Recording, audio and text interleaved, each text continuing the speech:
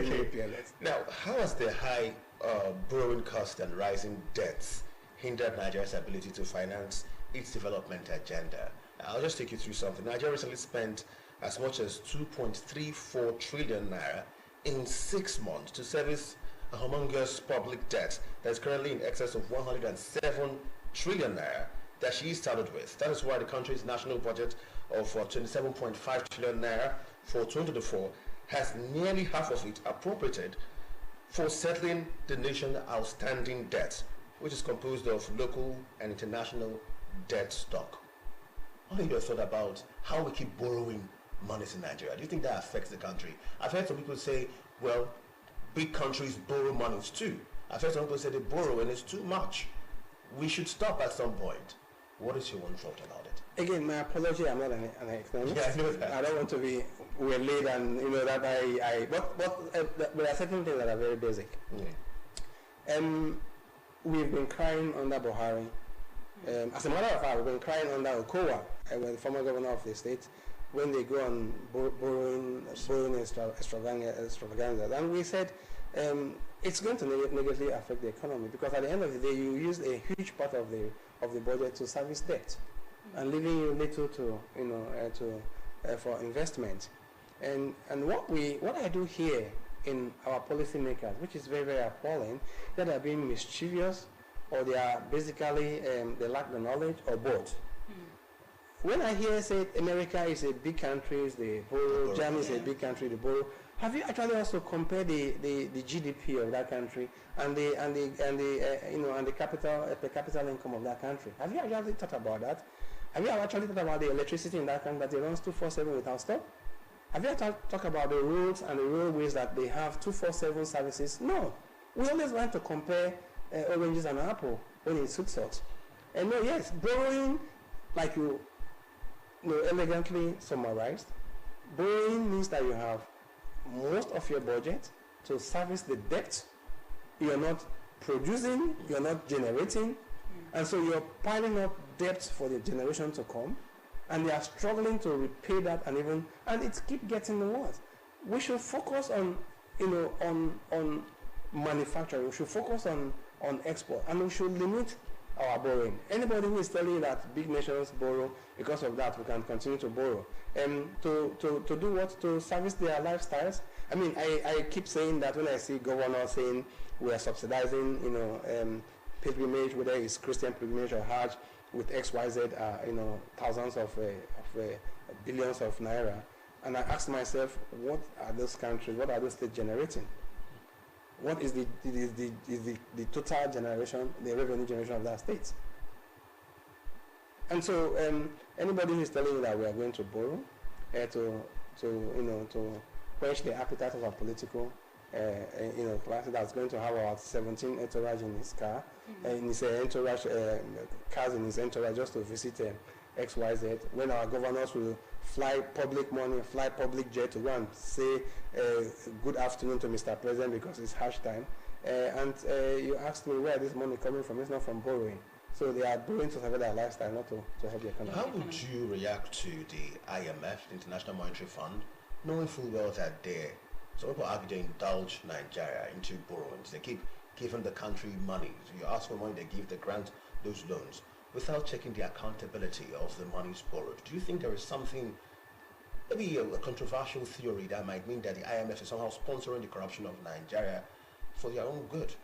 I will not doubt that. I will leverage, again, like I said, I'm not an economist, but I will leverage on the experience of, again, two governors, Adam Oshomole, which is a member of the ruling party, also in the debate to clear the central bank governor. He was saying that he does not trust the IMF. That any country telling you to to leave your market rate, at floating rate for the economy to decide that, it's not being sincere with the country. The same thing with Obaseki also, the governor of those states, who is also a renowned banker. He said he does not believe with the IMF meant well for Nigeria when he said that we should keep borrowing and do that. So I will key on those two, experienced Nigerians who said, yes, I think I agree with them. And you can't just keep, you just can't keep devaluing your. I mean, in Germany, where I've been for the past 28 years, they support they support agriculture. Certain corporations or utility companies are being regulated by the government. They have a lot of shares where they have the deciding factors, indirectly, saying what should be increased, how much should be done, and the rest of them. They have a very powerful trade union that they cannot just stand one day and increase things with that. But here we don't have, these things are not operational. So no, allowing IMF to have their way, the current way we're having in Nigeria, we can go on from now to tomorrow, where they have to, regulate the oil company, where Shell have to sell part of its holdings, and at the end of the day, the person who is buying those shareholding is somebody who is related to the president, to Mr. President. And so you ask, are those regulations done in good faith, or are they done to, to satisfy certain set of people? That's why at the end of the day, economic here, economic there, reform here, reform there, until we begin to feel the impact, of the economy on the common man, until we begin to see the price of goods coming down, until we begin to see that the pensioners will get their pensions when it's due, then I still think that we're doing a voodoo economy. Okay. Earlier, when I asked you what are the strengths of this country, you said Nigeria has a human capital. What are the opportunities and challenges associated with harnessing Nigerians' human capital to drive economic growth and innovation?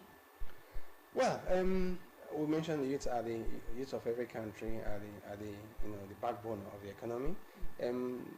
Private economy drives the economy of every country, both in Germany and United States. So you have to, empower the middle class, the private. You have to create a loan to help the small scale businesses. You have to, have a youth empowerment, project, not the one they do here, to use a wheelbarrow to empower the youth. You have to have a capacity building on that. You have to have a friendly, that a graduate can walk out from the school, go into the bank with one or no godfathers to be able to, to secure a loan and be able to have a way of paying back those loans. These are the, if you do that, you mobilize the youth, you empower them, and they begin to to explore. But most importantly, the basic infrastructure has to be there. Light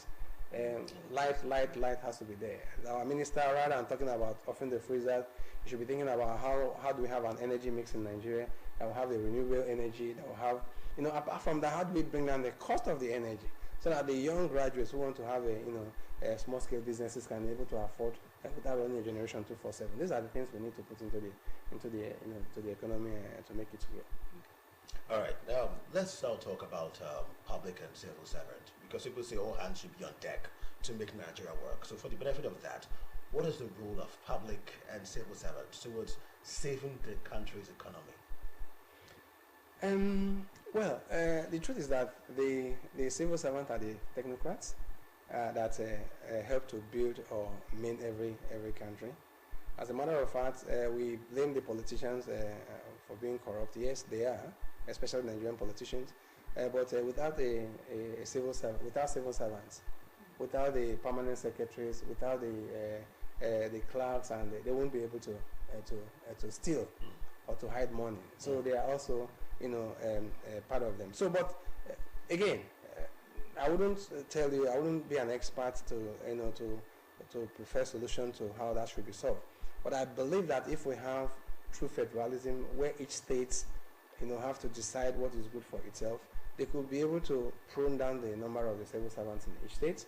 They should be able to, optimize the relevance of the civil servants.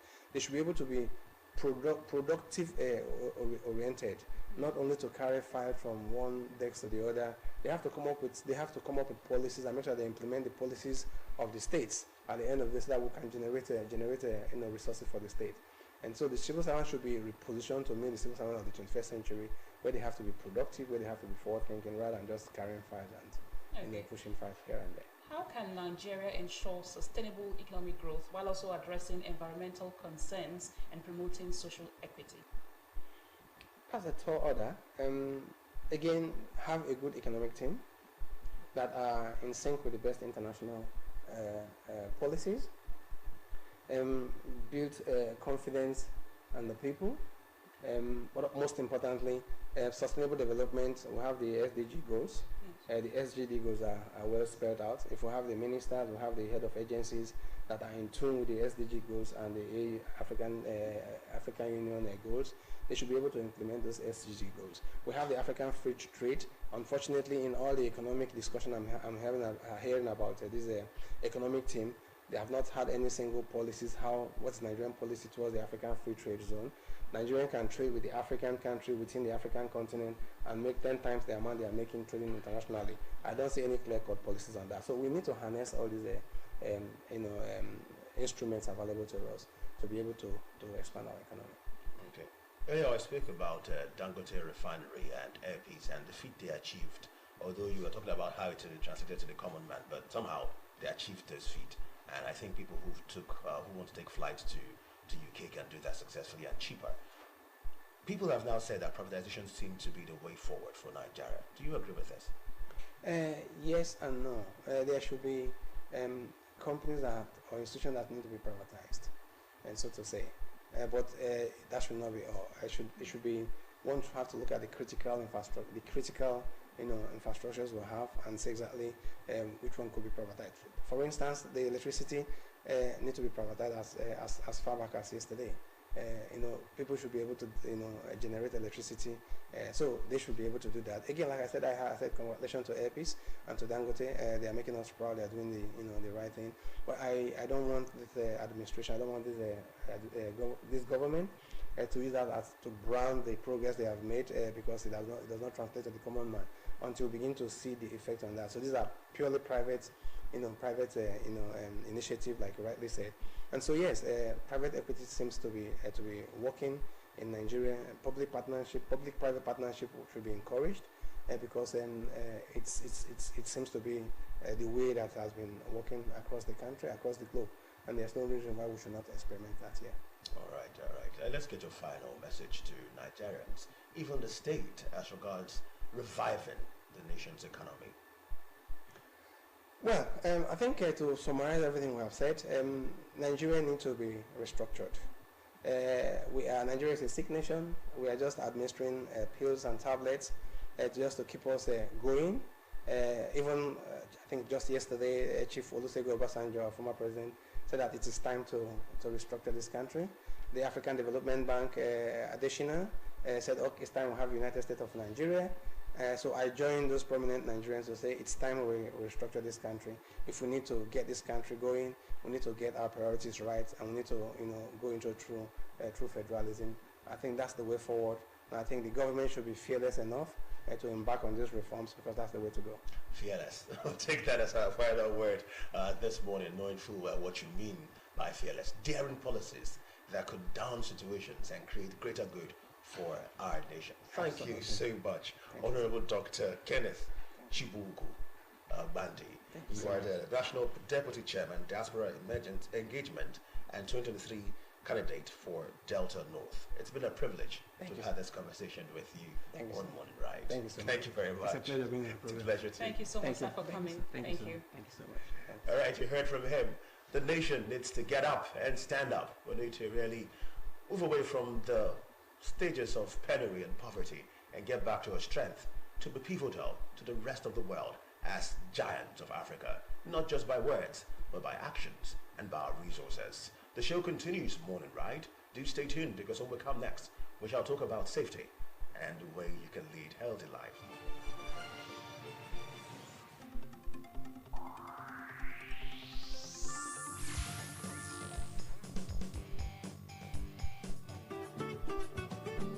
My people, una know say to chop plenty fruit and vegetable every time dey help person live long.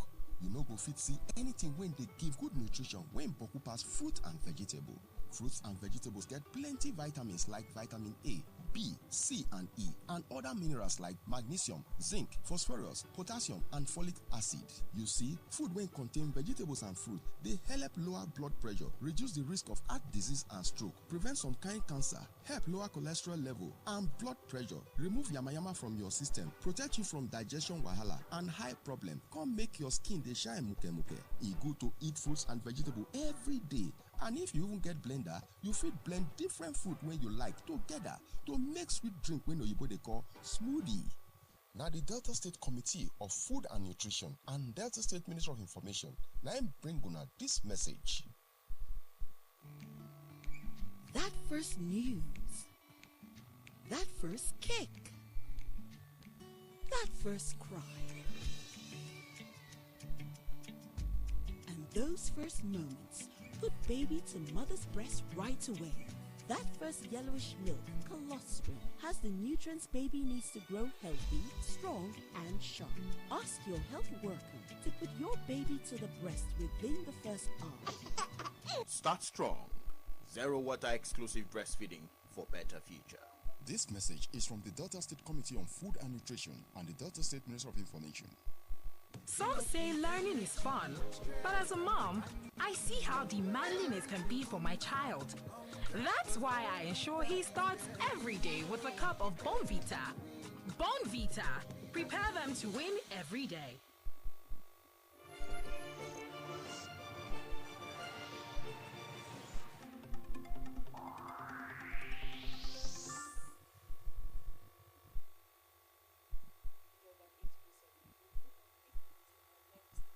Segment for today, and that is paper review.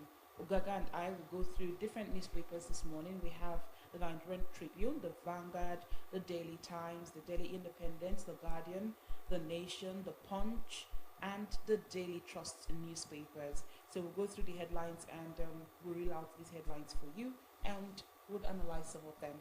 I'll start with the Nigerian Tribune newspaper.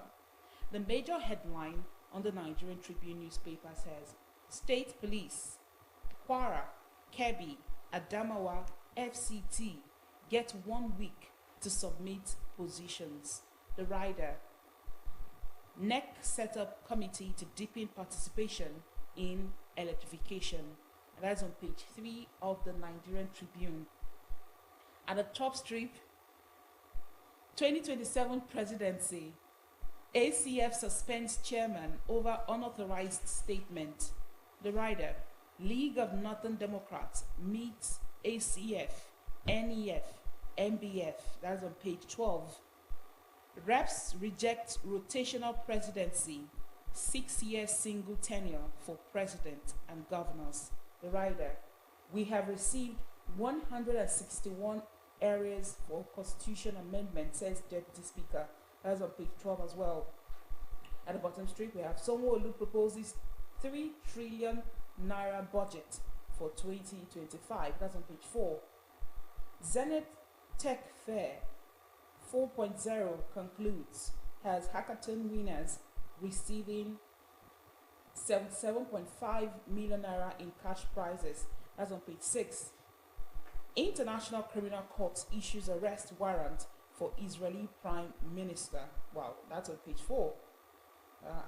At UBA at Business Series, Simon Ekpa's arrest in Finland. The rider expresses hope of his extradition. That's on page 3. The last headline I will take from the Nigerian Tribune.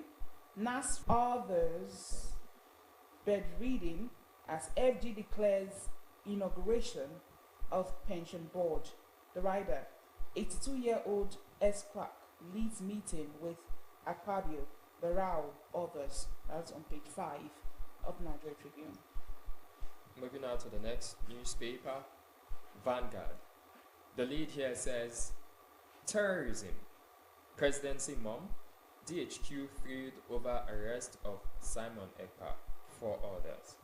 We've got a couple of riders. The first, government of Finland arrests Simon Ekpa for crimes related to terrorism. We have nothing to say yet, and this is a statement credited to the IPOB. Why we can't comment now? Presidency. DHQ excited, hopes Ekpa will be extradited to Nigeria to face justice. 2/3 of households lack money for healthy food, and this is a survey done by the NBS, the National Bureau of Statistics. Reps reject bill on 6-year single tenure for president, governors. National Assembly okays Tinubu's fresh request of $2.2 billion external loan. Atiku slams Tinubu, says debt burden crushing economy. And on sports, 2024 CAF Awards. Nigeria women dominate with 15 nominations. That's a good one. Congratulations to the Nigerian women. And at the top strip of the Vanguard, we strongly support Tinubu reforms, says IMF MD. You can get details of that on page 18 of the Vanguard. 2025, while we are proposing 3 trillion naira budget, is a statement credited to the governor of Lagos State, Sanwo-Olu. Tax reform will be on side of Nigerians. This is coming from the National Assembly. And lastly, from the Vanguard newspaper, Ogoni 4 versus Ogoni 9. The blame game continues. The FCT 1 week to submit report. Raises committee on national electrification to check grid collapses. RAVMAC, agency that sets salary structures for public officials, broke. Interesting. Nigeria loses $28 billion annually to power outrages. Imagine, it's bad enough that we don't have enough power, and we also lose funds to these power outages. Tinubu's loans bringing unbearable pressure on economy. This is coming from Atiku. Atiku, you gave Tinubu opportunity to be president, says Bode George. The rider laments some PDP members working with APC ahead of 2027. The drama continues. ACF suspends chairman for comments on 2027 presidency. NAS replaces death sentence for drug traffickers. You can get details of that story on page 7 of the Daily Independent. 100 million Nigerian children at risk of climate emergency. UNICEF alerts. Reps reject 6-year single term for president, governors. And at the top strip of the Daily Independent, Senate okays Tinubu's 1.767 trillion naira loan request. Finnish police arrest IPOB Simon Ekpa over terrorism charges. The rider CDS hopeful of its extradition to Nigeria. That's it on the Daily Independent newspaper. Now let's move to the Guardian newspaper. So many headlines from the Guardian newspaper this morning, but the major one says, dwindling sports fortunes, grassroots neglect, mediocrity strip Nigeria of youthful population age. That is on big story pages 4 and 5. Sanwo-Olu presents 3 trillion naira budget to National Assembly. That's on page 27. Senate reviews law, okays life imprisonment for drug traffickers. That is on news page 29. Address internal conflicts or face 2027 defeat. Bode George wants PDP. That's on news page 7. Governors, National Assembly agree on constitution review. That's on news page 3. Atiku, LCCI fault Tinubu's 1.7 trillion naira fresh loan amid lawmakers' swift approval. That's on news page 6. Ekpa, Ohaneze, Lord pro-Biafra agitators arrest. Hopeful of region's peace. That's on news page 6.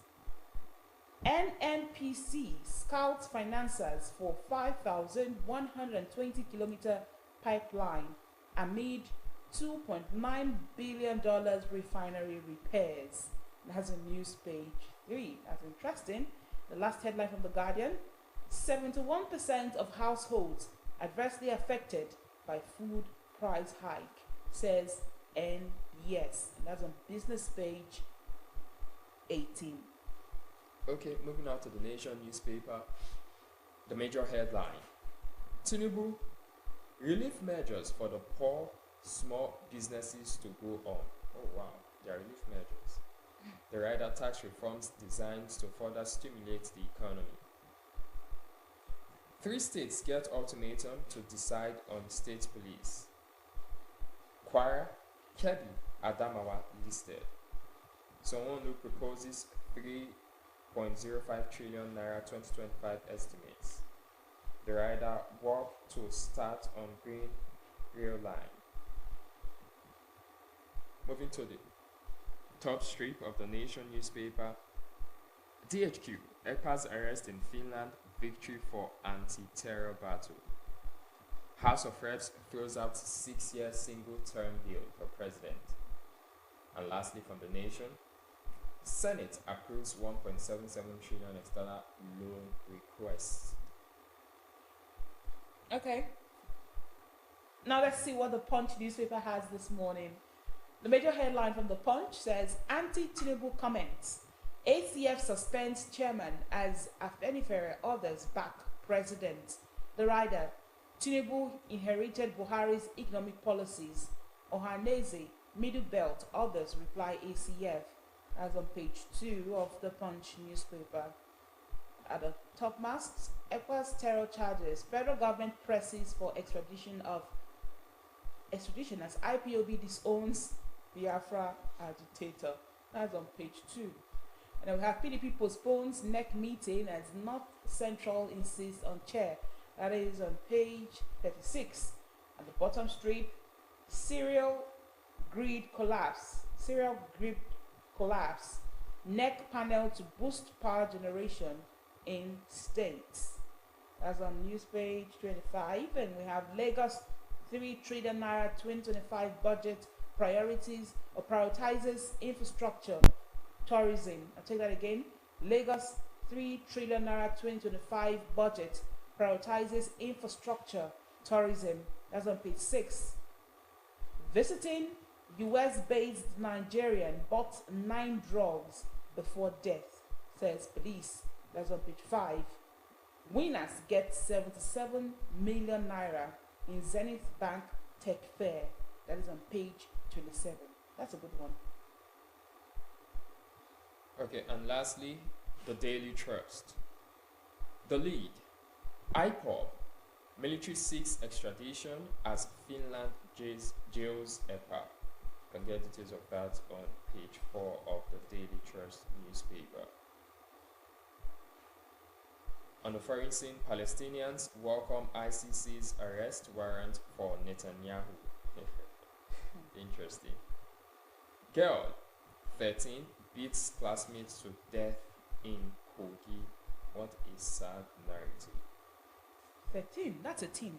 That's Yes, a teenager. a teenager. Actually. Wow. Kanu government reunites 76 freed teenagers with families.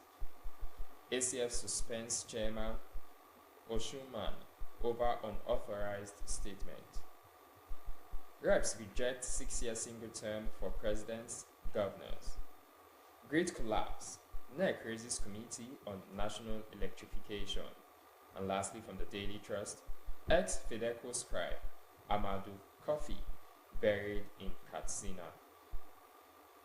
Alright, we'll come back to the studio now as we go through some of these headlines and analyze them. From the Nigerian Tribune, that was the first paper I reviewed this morning. The major headline says, State Police, Kwara, Kebbi, Adamawa, FCT get 1 week to submit positions. Okay, that's on page 3. We also have that headline on some papers. Okay, yes, Daily Independent has it this way. Kwara, Adamawa, Kebbi, FCT, delayed decision on state police. And the rider NEC gives state FCT 1 week to submit reports. Raises committee on national electrification to check grid collapses. Okay, I'll leave the other headline. Okay. Now let's talk about the state police.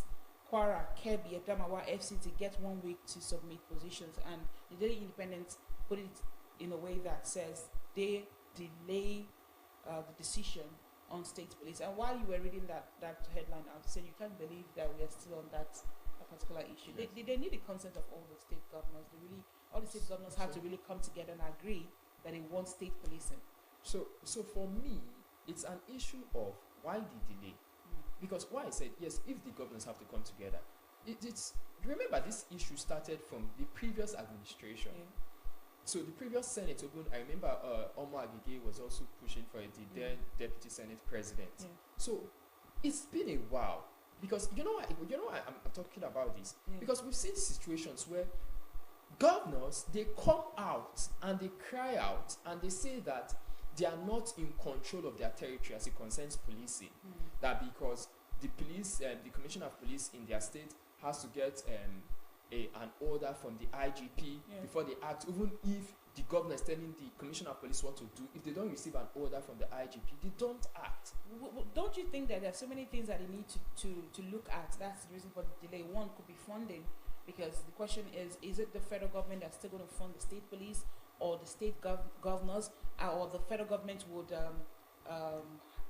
send funds to the state governors to pay these police officers, and then logistics as well, or should I call it logistics now?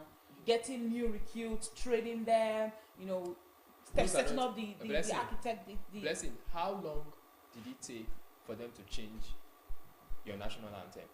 The state governors will argue. How long does it take for them to approve a loan? Swift. So we know that when they want things done, it is done, and this is the House of Assembly at the state level first of all. Then it gets to the governor. Then we push it out. We've not even gone beyond that. You get so. Yes. I think the delay is unnecessary, and the painful thing is, most of the states you call, they're in the middle Exactly belt. what I wanted to say. Kebbi, Kwara, Adamawa, FCT. They're in the middle belt in the northwest, and these are the areas, relatively speaking, that are plagued more with insecurity. So why the delay?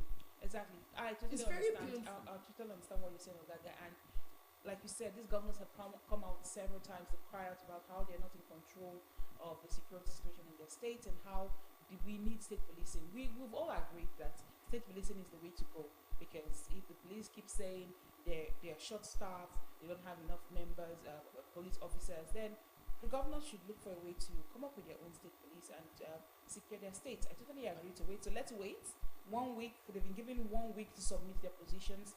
So let's wait, and we do hope that.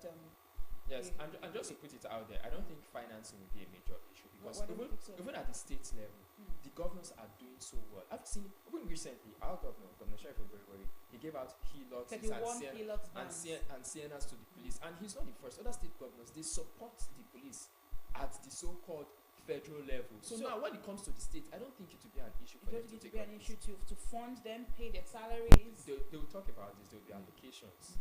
There'll be allocations. Okay, let's so move let's on move here, on. Kevin. Yes, this one I find it it's a debatable headline. Reps reject 6-year single term for president governors. Do you think it's a good one? The Nation puts it this way: House of Reps throws out 6-year single term bill for presidency. There was another newspaper that talked about it kicking against rotational presidency. Okay, it's the Yes, Nigerian Tribune. yeah. Reps reject rotational presidency. 6-year single tenure for president governors. What are we practicing currently? Aren't we doing it? Although it's not in the law, but it's Exactly. what So we're doing, rotational. I think they don't. It's rotational already. I think they don't want to document it. So that's the issue. But because when you now say rotational, it now becomes a matter of law. Yeah. So if in northern, then they will not determine what is rotational. Are we doing it by the regions, Yeah. the geopolitical zones, northeast, southeast, yeah. and all of that? So they rejected it, and a single term for this. I think that part of why persons wanted to, I don't know their reasons, but which would you have preferred? A single term, 6 years? A single term is 6 years, and for now, the president is allowed to contest twice, to have 2 terms, and that's 8 years. Well, I don't have an issue with the single term, actually. The issue, we need to know why they're proposing this 6. No, they've rejected it. They rejected it, but it's, to me, it's okay. I think that in a true democratic nation, emphasis on true, I think the double tenure is good for 8 years. You know why? So that if you don't do your first 4 years well, you don't get an opportunity to return.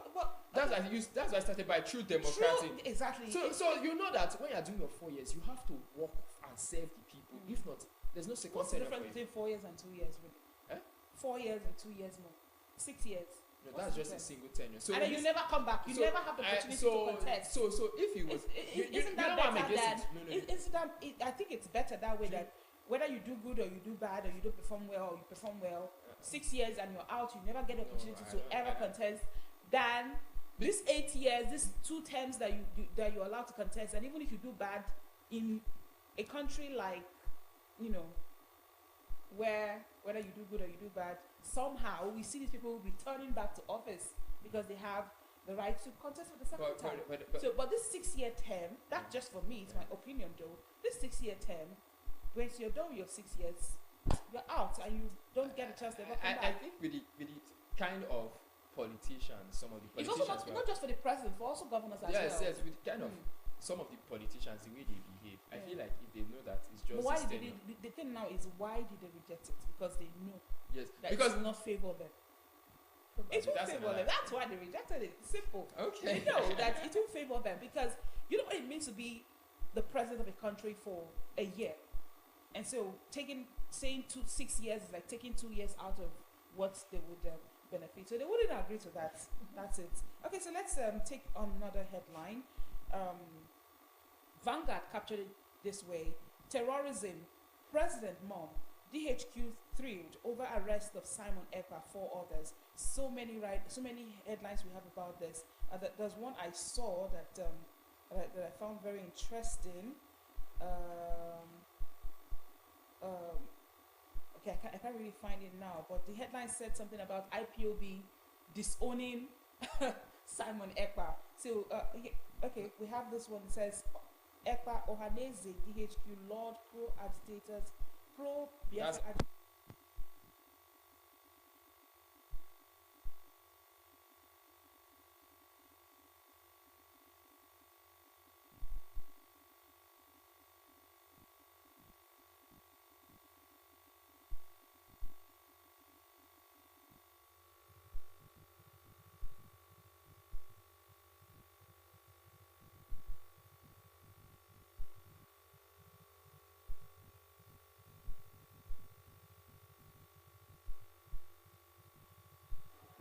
No.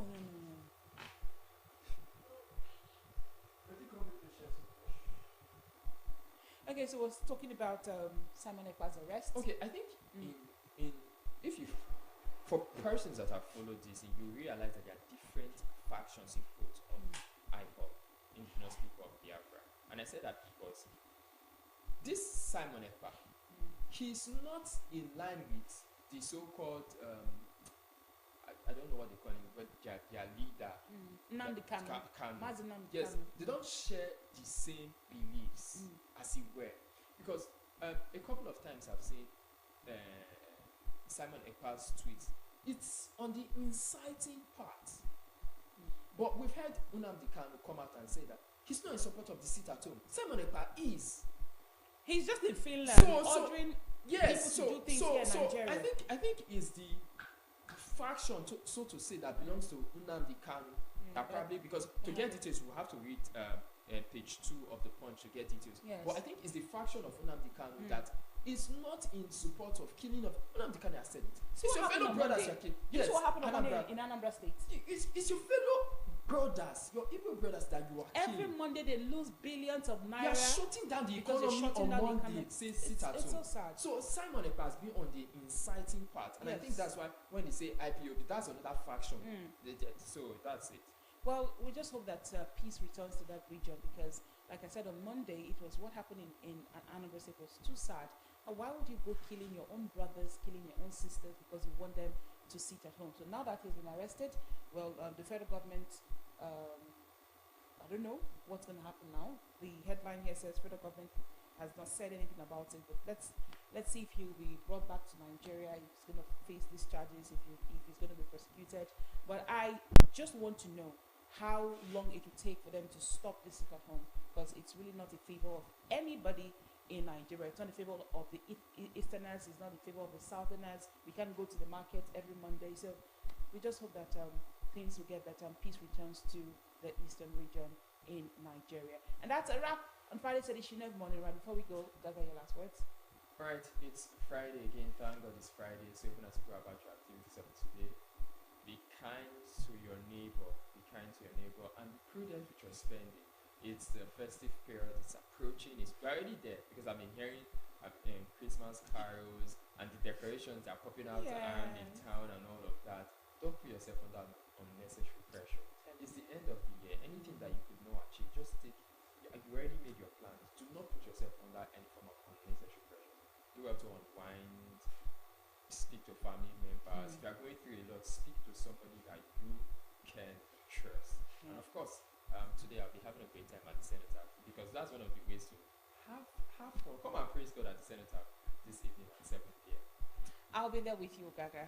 Well, I'll take it from another angle. Like Gaga said, it's the festive season. The Harmattan season is here. So please try as much as you can to always stay hydrated. Drink enough water. Moisturize your skin. I was telling Gaga this morning that I had to go get shea butter, because shea butter would make your skin soft and make it smooth. So make sure you use your moisturizer. When you go out there, use your sunscreen as well. The Harmattan sun can damage your skin, so use your sunscreen. And don't forget to wear protective clothing. Very important. Make sure you wear protective clothing, wear the right clothing when you step out there, and then avoid harsh soaps. This is not the period for you to use harsh soaps. Avoid it, and make sure you keep your environment clean.